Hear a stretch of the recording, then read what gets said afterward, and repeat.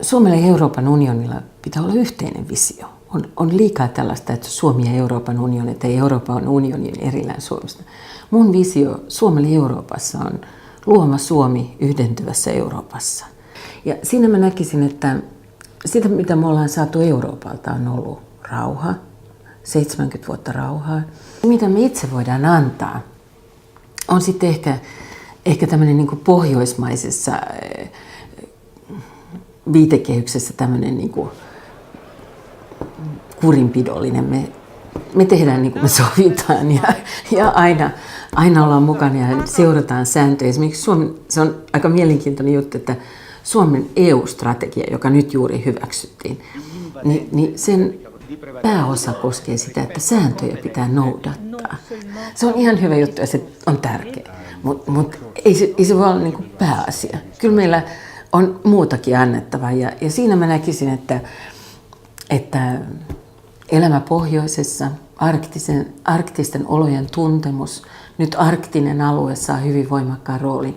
Kaikki tämä on sellaista, joka mielestäni on Suomella aivan erityistä osaamista. Jäämurtajat. Jos me aina voitaisiin murtaa kaikkialla jäätä, niin se olisi varmaan hyvä ihan tällaisessa symbolisessa mielessä, mutta myös silloin, kun on pakko päästä jonnekin.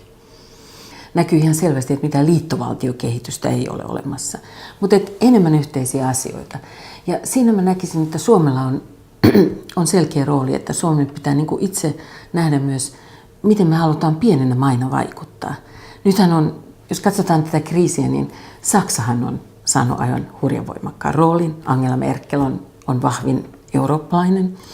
Niin tässä mä näkisin, että Suomen pitäisi löytää niin kuin tapa toimia, miten me pienet maat tehdään yhteistyötä. Miten pienet maat pystyy vaikuttamaan. Ei ainoastaan siten, että Ruotsi ja Tanska, jotka on Pohjoismaita, vaan myös ehkä Portugali, Itävalta on Suomelle ehkä tärkeä kumppani.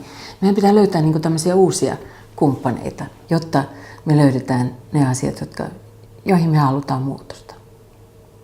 Itse olen sitä mieltä, että euro pitäisi eriyttää sillä lailla, että euron hallinto, siihen liittyvät asiat olisi erillisiä. Ja että jos euro hajoaa, toivon, että euro säilyy ja tällä hetkellä vaikuttaa siltä, että näin käy, mutta että EUta ei saa vaarantaa. EU on se Euroopan yhdentymisen prosessi, se joka on taannut rauhan. Niin sitä prosessia ei saa vaarantaa. Ja silloin on tärkeää, että on niinku tämmöinen palomuuri euron ja EUn välillä, että jos euro hajoaa niin sitten, tai joutuu vaikeuksiin, niin se ei vaikuta sitten muuhun eurooppalaisen yhteistyöhön. Se on ehkä mulle henkilökohtaisesti tärkeää, kun me lasketaan näitä euroja, joita Suomesta menee nyt nettomaksajana Euroopan unionille, niin musta se on pieni hinta pysyvästä rauhasta.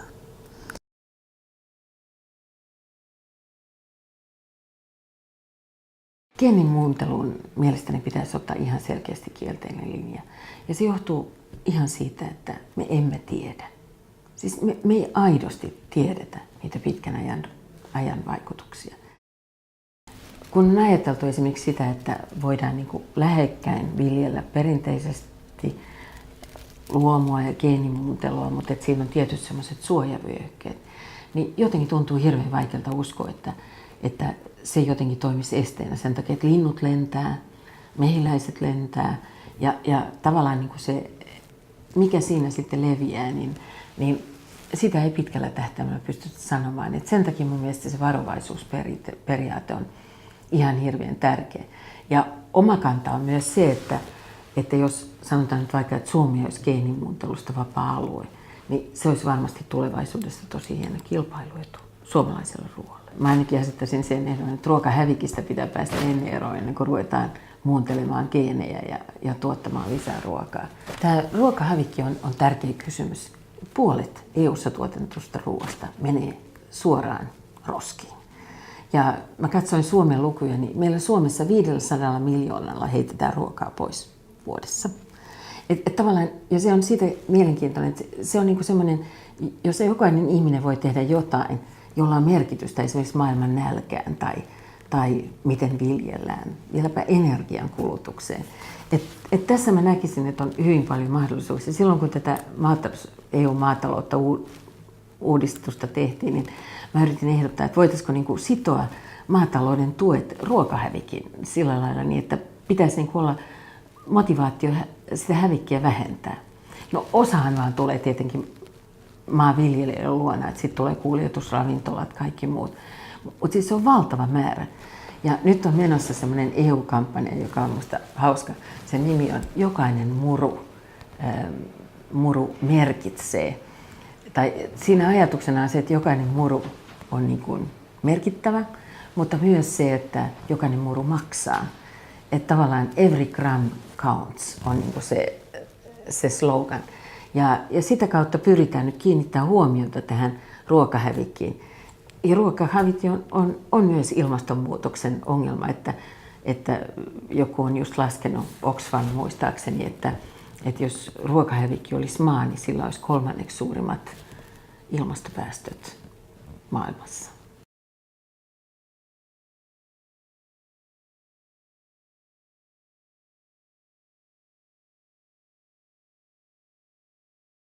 Maatalouden uudistus on tehty. Se on nyt hyväksytty ja se on ihan viimeiset allekirjoitukset on olemassa. Ja se, mikä oli tavoitteena, kestävä maatalous, niin sitä ei ole saavutettu. On tiettyjä tämmöisiä, puhutaan viherryttämisestä, se tarkoittaa esimerkiksi sitä, että on 3 viljelykasvia vuorotteluviljelyssä sen sijaan, että olisi 2 tai 1. Ja sitten tämmöisiä niittyjä säilytetään ja tämä viherryttäminen oli siinä voimakkaana osana ja itse asiassa tarkoitus olisi, että se olisi tullut hyvinkin voimakkaasti esille. Nyt se on, ei vihertynyt, vaan virittynyt ehkä, että siellä on tavallaan niin kuin kaikki laimentunut ja valtiot saa tehdä vähän niin kuin itse haluaa. Että se oli aika surullinen. Toinen asia, mikä tässä maatalousuudistuksessa oli, niin oli sitten se, että byrokratiaa pitäisi vähentää ja nyt se lisääntyy. Et jotenkin tässä maatalouden kysymyksissä EU on niin kuin heikoimmillaan. Ei päästä minkäännäköisiin uusiin ratkaisuihin, niin kuin kestävä maatalous, eikä päästä pois siitä byrokratiasta, joka on. Ja se on todella vähän surullista, mutta se mikä on sitten positiivista EU-maatalouspolitiikassa on, että on 2 eri niin kuin tuotantosuuntaa. Toinen on tämmöinen perinteinen maatalous ja toinen on sitten luomu. Et luomussa on niin kuin hyvin paljon tämmöistä uudistavaa ajattelua ja siellä katsotaan, miten luodaan markkinoita, katsotaan, että minkälaisia vaatimuksia pitää asettaa ja luomu kehittyy EU:ssa ja sitä tuetaan myös mielestäni aika hyvin. Se on myös kilpailuetu EUlle, koska luomussa on paljon sellaisia asioita, jotka tällä hetkellä niin kuin vetää maailmassa, että kysyntää on paljon.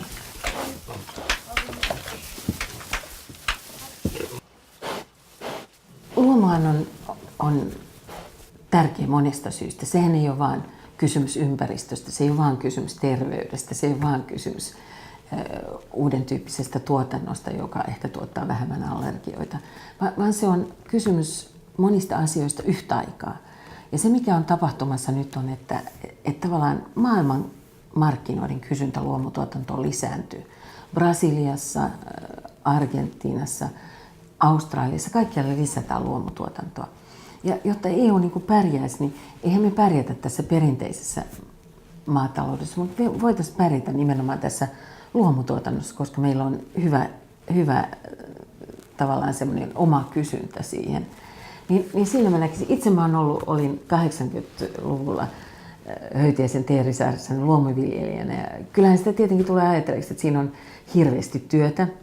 Se monipuolinen viljely onhan se vaikeampaa, kun sulla on eläimiä ja viljelykasveja, mutta se on kuitenkin hirveän paljon palkitsevampaa. Sä et tuo maaperää, pohjavedet ei saastu. Ja siinä tavallaan se tieto siitä, että sä oot niin kuin ympäristön kanssa tämmöisessä lähikierrossa, että se kierto toimii. Et mä näkisin, kun Suomessa on puhuttu paljon luomusta, että suomalainen tuotanto on oikeastaan niin kuin luomua ja vähemmän käytetään torjunta-aineita, niin sehän ei niin kuin maailmalla päde sen takia, että ei ole olemassa mitään tämmöistä kategoriaa puhtaalle suomalaiselle ruoalle maailmassa, vaan kyllä se on joko luomua tai perinteisesti tuotettua. Mutta mä näkisin, että Suomen oloissa juuri niin luomu olisi se mahdollisuus.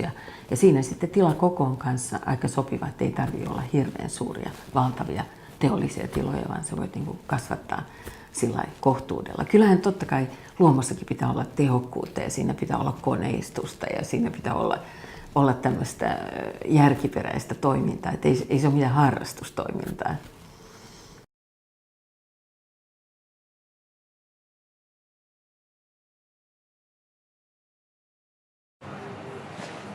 Se, mitä kriisissä on tehnyt ratkaisuna, nimenomaan tämmöiset säästölinjaukset kriisimaissa, Portugalissa, Espanjassa, Italiassa ja Kreikassa, niin ne on johtanut valtavaan työttömyyteen, työttömyyden lisääntymiseen ja aivan erityisesti nuorisotyöttömyyden lisääntymiseen. Et kun työttömyys Euroopassa on tällä hetkellä joku 12%, niin kriisimaissa se on joku 27%. Sitten nuorisotyöttömyys esimerkiksi Kreikassa on 60%. Tämä on niin vakava juttu tämmöiselle ikääntyvälle maanosalle, että siihen todella on jotain tehtävä. Nuoret tekee itse jotain, he muuttaa pois. Portugalilaisia nuoria on muuttanut Brasiliaan, slovenialaisia nuoria, kreikkalaisia nuoria muuttaa Afrikkaan. Ja meillä on tavallaan tämmöinen aivovuoto. Ja nyt kysymys on, että mitä Euroopan unioni voi tehdä sille, että nuoret sais tänä päivänä töitä. Ja nyt on Suomen ja Ruotsin mallin mukaan on tehty tämmöinen eurooppalainen nuorisotakuu. Siihen on panostettu rahaa, joku semmoinen 6 miljardia, vähän enemmänkin.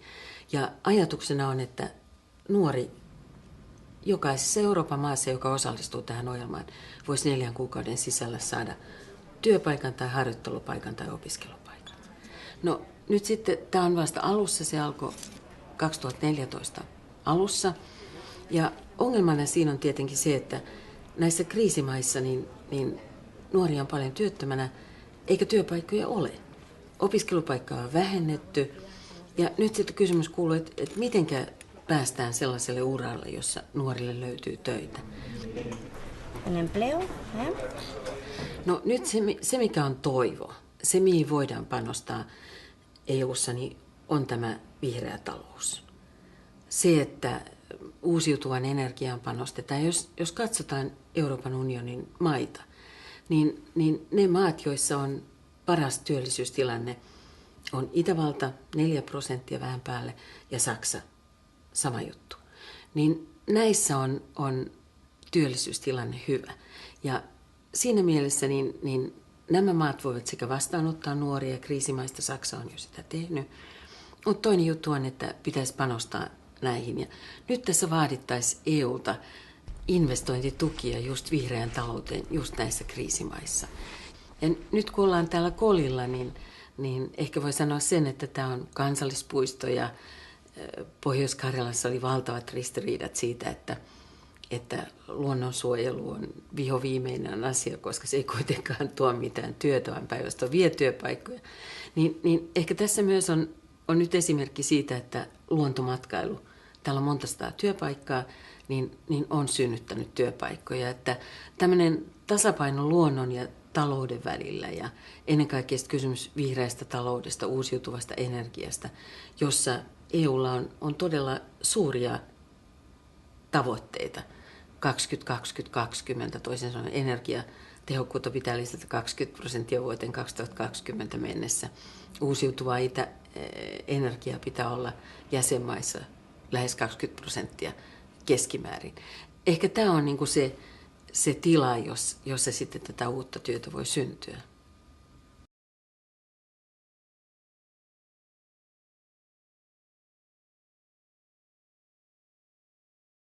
Se, mitä kriisissä on tehnyt ratkaisuna, nimenomaan tämmöiset säästölinjaukset kriisimaissa, Portugalissa, Espanjassa, Italiassa ja Kreikassa, niin ne on johtanut valtavaan työttömyyteen, työttömyyden lisääntymiseen ja aivan erityisesti nuorisotyöttömyyden lisääntymiseen.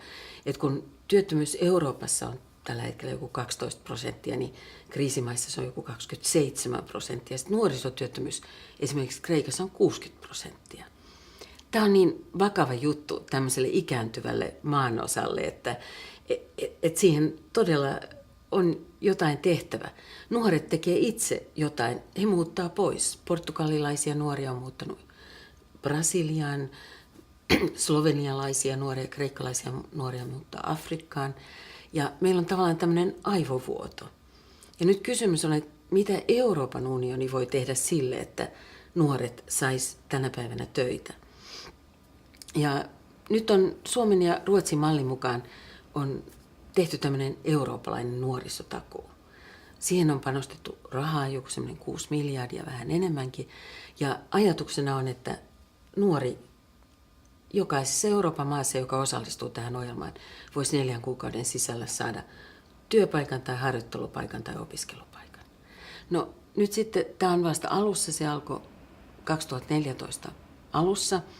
Ja ongelmana siinä on tietenkin se, että näissä kriisimaissa niin nuoria on paljon työttömänä, eikä työpaikkoja ole. Opiskelupaikkaa on vähennetty. Ja nyt sitten kysymys kuuluu, että mitenkä päästään sellaiselle uralle, jossa nuorille löytyy töitä. No nyt se mikä on toivo, se mihin voidaan panostaa EU:ssa, niin on tämä vihreä talous. Se, että uusiutuvan energiaan panostetaan. Jos katsotaan Euroopan unionin maita, niin ne maat, joissa on paras työllisyystilanne, on Itävalta 4% vähän päälle ja Saksa sama juttu. Niin näissä on työllisyystilanne hyvä. Ja siinä mielessä niin nämä maat voivat sekä vastaanottaa nuoria, kriisimaista Saksa on jo sitä tehnyt, mutta toinen juttu on, että pitäisi panostaa näihin. Ja nyt tässä vaadittaisiin EUlta investointitukia just vihreän talouteen just näissä kriisimaissa. Ja nyt kun ollaan täällä kolilla, niin ehkä voi sanoa sen, että tämä on kansallispuisto ja Pohjois-Karjalassa oli valtavat ristiriidat siitä, että luonnonsuojelu on vihoviimeinen asia, koska se ei kuitenkaan tuo mitään työtä, vaan päinvastoin vie työpaikkoja. Niin ehkä tässä myös on nyt esimerkki siitä, että luontomatkailu, täällä on monta sataa työpaikkaa, niin on synnyttänyt työpaikkoja. Että tämmöinen tasapaino luonnon ja talouden välillä ja ennen kaikkea kysymys vihreästä taloudesta, uusiutuvasta energiasta, jossa EUlla on todella suuria tavoitteita. 2020, toisin sanoen energiatehokkuutta pitää lisätä 20% vuoteen 2020 mennessä. Uusiutuvaa energiaa pitää olla jäsenmaissa lähes 20% keskimäärin. Ehkä tämä on niin kuin se tila, jossa sitten tätä uutta työtä voi syntyä.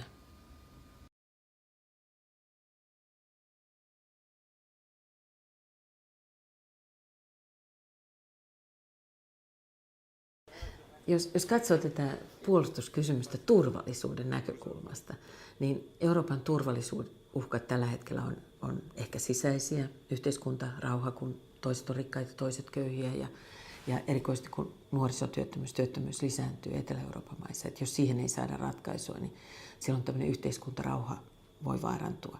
Ja siihen tietenkään ei ole yhteisiä mekanismeja. Toinen on sitten, että jos Lähi-idässä syntyy aseellisia konflikteja nyt esimerkiksi tämän Iranin tilanteen takia, niin myöskään siihen ei ole yhteisiä vastauksia. Että EUlla on ollut ennen kaikkea tällainen humanitaarinen rooli niissä kriiseissä, jotka on aika kaukana esimerkiksi Afrikassa.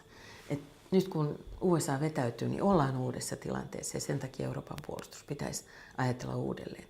Näkisin myös sen, että kun katsoo Suomen puolustusta, niin Suomen puolustuksesta puhutaan vain niin kuin Suomen puolustuksena. Eikä nähdä, nyt vähän on keskusteltu Ruotsin kanssa ja muiden Pohjoismaiden kanssa, mutta ei nähdä Suomen puolustusta osana Euroopan puolustusta. Ja se pitäisi mielestäni nähdä sillä tavalla, että Suomi voisi tavallaan kehittää omaa puolustustaan sitä silmällä pitäen, että miten Suomi voi auttaa muita Euroopan maita tilanteissa ja toisaalta miten Suomi saa apua. Että tämä yhteistyö olisi tärkeää just tämän niin kuin tämmöisen ajattelumallin takia kanssa, että ruvettaisiin näkemään enemmän tämä puolustuskin ja turvallisuusuhkat yhteisenä kysymyksenä. Voidaan kysyä, että onko välttämätöntä, että jokaisella Euroopan maalla pitää olla oma laivasto? Nyt esimerkiksi, kun mä katsoin seuraavan 10 vuoden aseostoja, niin 20 erilaista panssaroitua ajoneuvoa ollaan tilaamassa eri Euroopan maissa. Sen sijaan, että olisi niin kuin yhteiset standardit ja pystyttäisiin tekemään tilauksia yhdessä sillä lailla, että se tulisi kaikille halvemmaksi. Se, mikä on ongelma tietenkin maiden välillä, on se, että yhteiset ostot esimerkiksi, ne tulee halvemmaksi, mutta ne vaatii luottamusta. Sun täytyy tavallaan luottaa siihen toisen osapuoleen, jonka kanssa sä tilaat. Ja yhteiskäyttö vaatii tietenkin vielä enemmän luottamusta. Mutta tätä ei ole, mutta Pohjoismaat on nyt tällaisena niin kuin etujoukkona siinä ja näyttää mallia sitten muille, mitä voidaan tehdä. Sikäli tilanne on erikoinen, että Amerikka on vetäytymässä Euroopan puolustuksesta. Että ne, jotka tällä hetkellä puhuu sen puolesta, että NATO hoitaa kaiken, niin NATO ei suinkaan hoida kaikkia. Ja tilanne on se, että USA vaatii tällä hetkellä Euroopan maiden pitäisi panna noin 2% bruttokansantuotteesta puolustukseen. Sitä ei täytä juuri mikään. Ranska on ehkä ainoa maa, joka täyttää sen vaatimuksen. Et toisin sanoen USA vetäytyessään Euroopasta nyt vaatii, että Euroopan maat lisäisi puolustusmenoja. Kriisin takia sitä ei voida tehdä. Tässä on niin sellainen yhtälö, joka ei kerta kaikkiaan toimi ilman lisääntyvää yhteistyötä. Yksi sellainen asia, joka puhuu Euroopan unionin puolesta ja on todella tärkeä muistaa, joka näissä keskusteluissa usein unohtuu, kun puhutaan siitä, että Suomikin on nettomaksaja, niin on se, että Euroopan unioni on tällä hetkellä maailman suurin kehitysavun antaja. Ja esimerkiksi Syyrian tilanteessa tällä hetkellä, kun on sota käynnissä, niin Euroopan unioni on se, joka hoitaa pakolaisleirejä ja rahoittaa niitä. Ja tavallaan on se, joka ottaa sen humanitaarisen aspektin omakseen. Et siinä mielessä mä näkisin, että Euroopan unionissa on juuri tämmöistä pehmeätä turvallisuuskehitystä, joka on tärkeää. Estetään konflikteja, ratkaistaan humanitaarisia kriisejä. Ja sitä kautta mä näkisin, että Euroopan unioni ei ole kehittymässä miksikään sotilaalliseksi liitoksi, vaikka jotkut niin väittää, vaan nimenomaan on tämmöinen laajapohjaisen turvallisuuden edustaja.